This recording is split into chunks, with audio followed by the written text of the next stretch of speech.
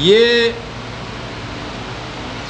یعنی انسان کی طبعی زندگی کے متعلق جو توازن تھا اور انسانیت کے متعلق توازن. لقد خلقنا الانسان فی احسن تقویم، یہ 95/4 95/4.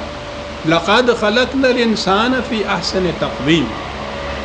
انسان کو ہم نے پیدا کیا تو اس کے اندر ہم نے صلاحیتیں رکھنی ہیں مختلف متضاد، جن میں توازن برقرار رکھا گیا ہے.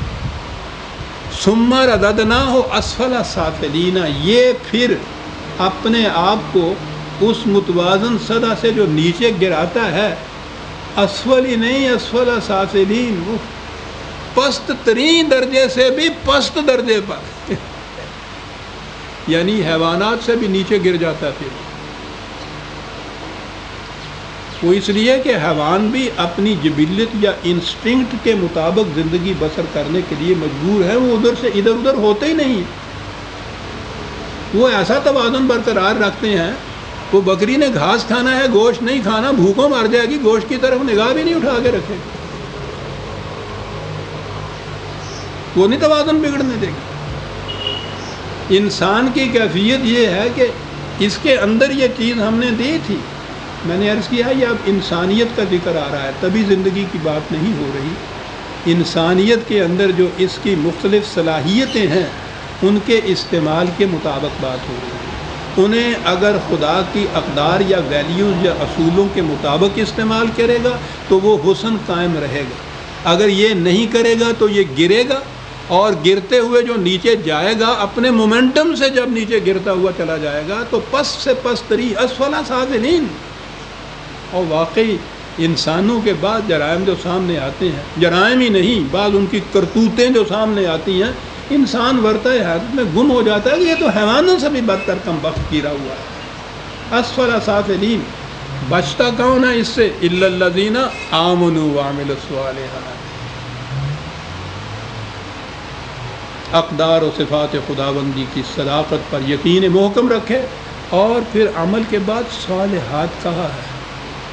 یہ ہے خود صلح فساد کی ضد ہوتی ہے.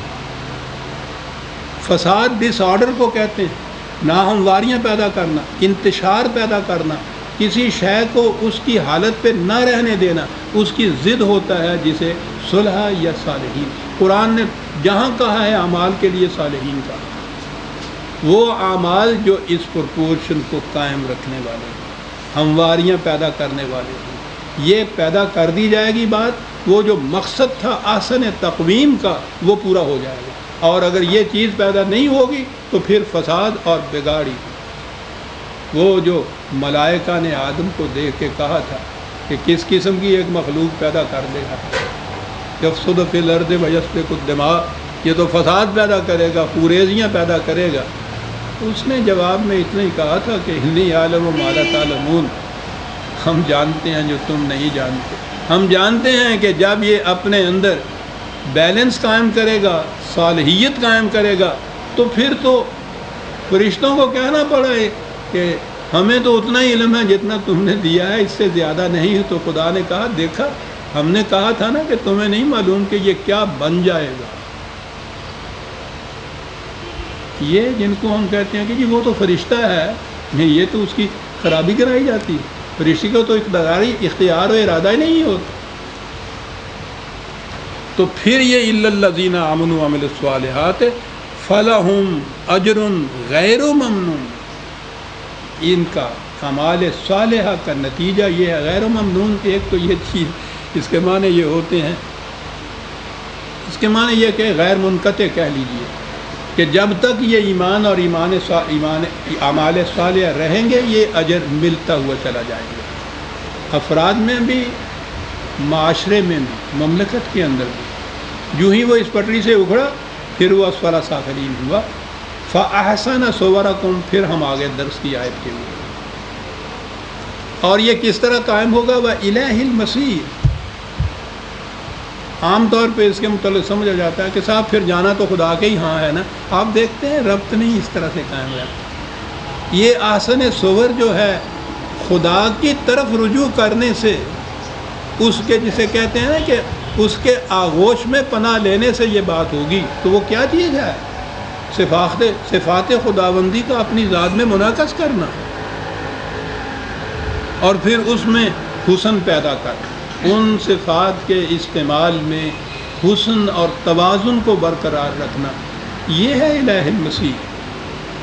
یعلم ما فی السماوات والارض ویعلم ما تسرون وما تعلنون۔ کہا یہ چیز یہی نہیں ہے کہ تم نے یہ محسوس دیکھے جانے والے عمل جراؤن جس کو کہتے ہیں کہ اس طرح سے نماز پڑھ لی، رکوع کر لیا، سجدہ کر لیا، یہ کچھ ہو گیا، روزہ رکھ لیا، وہاں اس طرح سے حج کر آئے، اتنی بات نہیں۔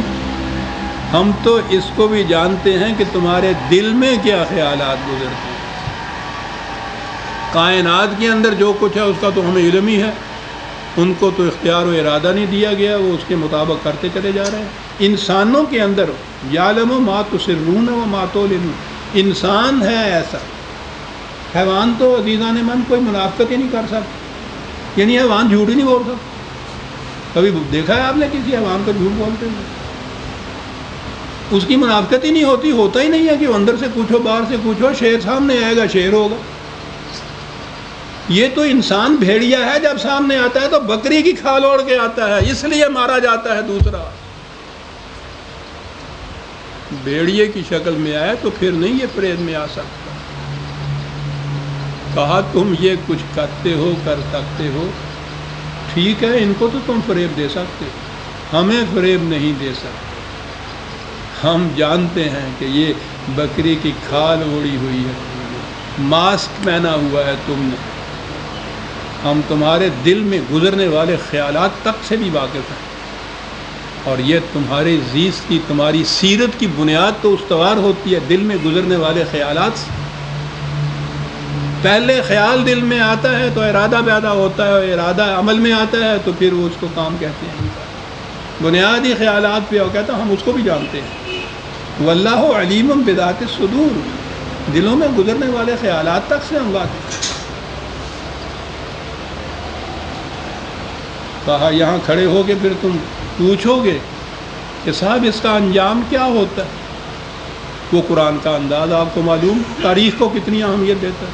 کہتا ہے ہم سے اب وہ بات معاشرے کی اور قوموں کی کرتا ہے۔ میں نے کئی دفعہ یہ کہا ہے کہ افراد کی بات وہ بہت کم کرتا ہے، وہ اس لیے کرتا ہے کہ افراد کے مجموعے سے ہی قوم یا معاشرہ بنتا ہے۔ اصل چیز وہ قوم ہے، وہ امت ہے، وہ ملت ہے، وہ معاشرہ ہے، جس کے بگڑنے سے افراد بھی بیچارے نہیں سنور سکتے۔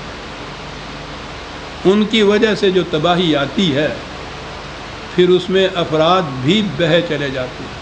سیلاب جب آتا ہے جیسا میں کہا کرتا ہوں تو وہ مسجد اور مندر میں پھر امتیاز نہیں کرتا، وہ نیک اور بد دونوں کو بہا کے لے جاتا ہے۔ اسی لیے قرآن نے کہا ہے کہ پہلے سے احتیاط برتو اس تباہی کی، جب وہ آتی ہے تو پھر وہ انہی تک نہیں رہا کرتی جو ظالم ہوتے ہیں، تم کو بھی ساتھ لے جایا کرتی۔